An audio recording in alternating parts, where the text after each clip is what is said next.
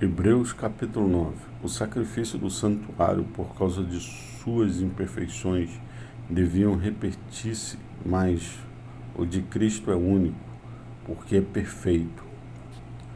Ora, também o primeiro tinha ordenanças de culto divino e um santuário terrestre.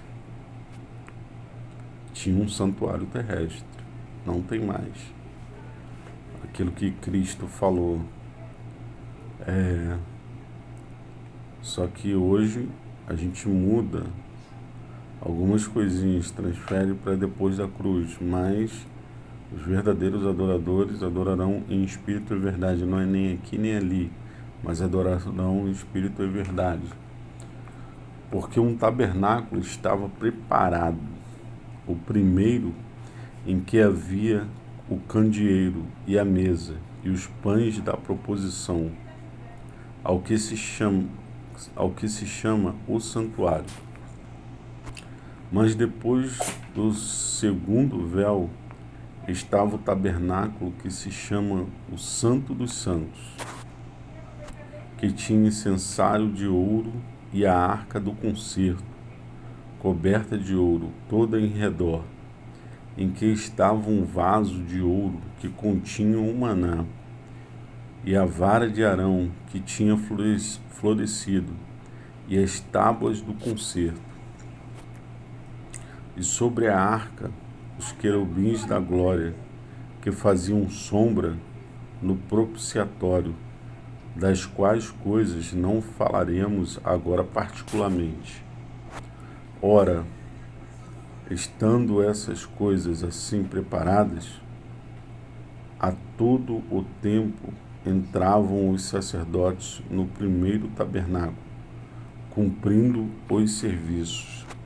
Mas no segundo, só o sumo sacerdote, uma vez no ano, não sem sangue, que oferecia por si mesmo e pelas culpas do povo, dando nisso a entender o Espírito Santo, que ainda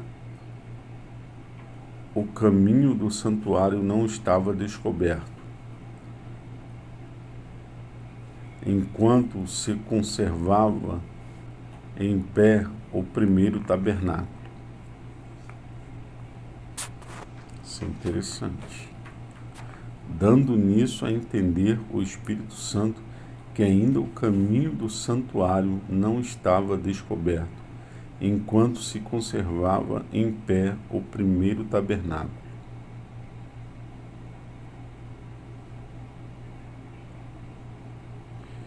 Que é uma alegoria para o tempo presente, em que se oferecem dons e sacrifícios que, quanto à consciência, não podem aperfeiçoar aquele que faz o serviço. É interessante lembrar que o Evangelho, Paulo tentou passar para as sinagogas, depois ele desiste. Paulo desiste de passar o Evangelho para as sinagogas. Inclusive, ele foi expulso. A gente vai ver numa leitura mais para frente que ele foi expulso na base da porrada de uma sinagoga, porque ele tentou pregar o Evangelho de Cristo. Entendeu? Por isso que ele fala no verdadeiro tabernáculo. Ele fala isso aqui, dando a entender o Espírito Santo que ainda o caminho do santuário não estava descoberto, porque ele estava tentando tirar os olhos das pessoas das sinagogas e do templo, que é uma alegoria para o tempo presente, em que se oferece dons e sacrifícios, que quanto à consciência não podem aperfeiçoar aquele que faz o serviço, consistindo somente em manjares e bebidas e várias ablações e justificações da carne impostas até ao tempo da correção. Mas vindo Cristo, o sumo sacerdote dos bens futuros, por um maior e mais perfeito tabernáculo, não feito por mãos, isto é, não desta criação, nem por sangue de bodes e bezerros, mas por seu próprio sangue. Olha a importância do bode aí, ó. O bode era utilizado para expiação. O bode era um animal sagrado, não um animal satânico, igual as pessoas pensam. Mas por seu próprio sangue entrou uma vez no santuário, havendo efetuado uma eterna redenção. Porque se o sangue dos touros e bodes e as cinzas de uma novilha esparzidas sobre os imundos os santificam quanto à purificação da carne, quanto mais o sangue de Cristo, muito mais, né? Muito mais poderoso, derramado, que pelo Espírito Eterno se ofereceu a si mesmo, imaculado a Deus. Ninguém matou, ninguém assassinou ele. Purificará a vossa consciência das obras mortas, para servirdes a Deus, ao Deus vivo. E por isso é mediador de um novo testamento, para que, intervindo a morte, para a remissão das transgressões que havia debaixo do primeiro testamento, os chamados recebam a promessa da herança eterna. É importante atentar para isso aqui, ó. Purificará a vossa consciência das obras mortas. Quanto mais o sangue de Cristo, que pelo Espírito Eterno se ofereceu a si mesmo, imaculado a Deus, purificará a vossa consciência.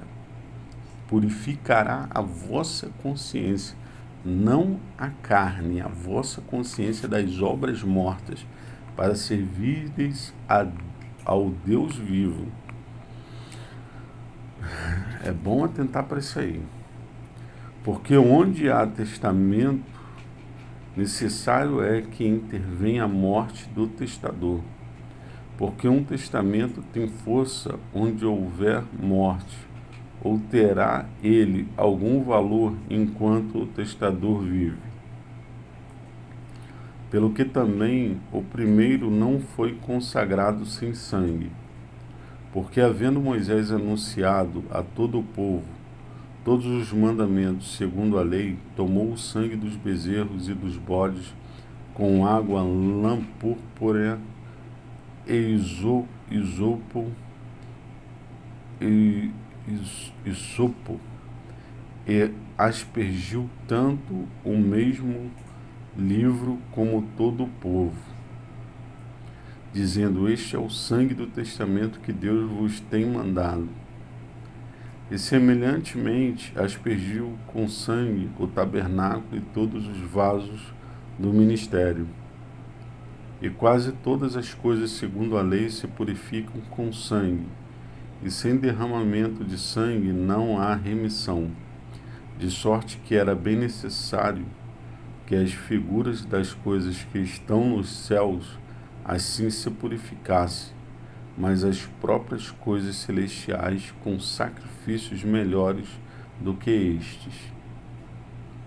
Porque Cristo não entrou num santuário feito por mão, figura do verdadeiro, porém no mesmo céu, para agora comparecer por nós perante a face de Deus.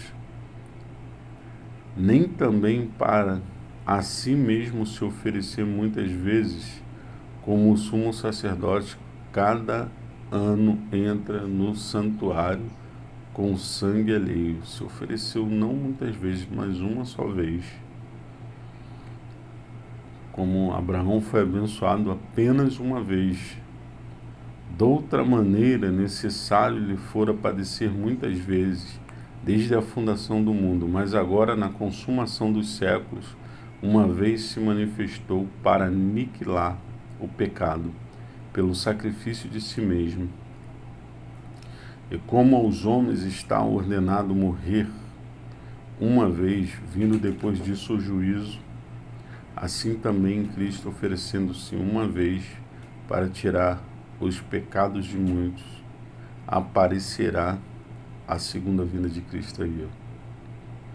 Ele aparecerá segunda vez sem pecado aos que esperam para a salvação. Assim também Cristo oferecendo-se uma vez aparecerá, assim como apareceu oferecendo-se uma vez para tirar os pecados de muitos, agora aparecerá por segunda vez sem pecado, porque na primeira vez já tirou o pecado. Aparecerá sem pecado na segunda vez, sem relação com o pecado, aos que esperam para a salvação.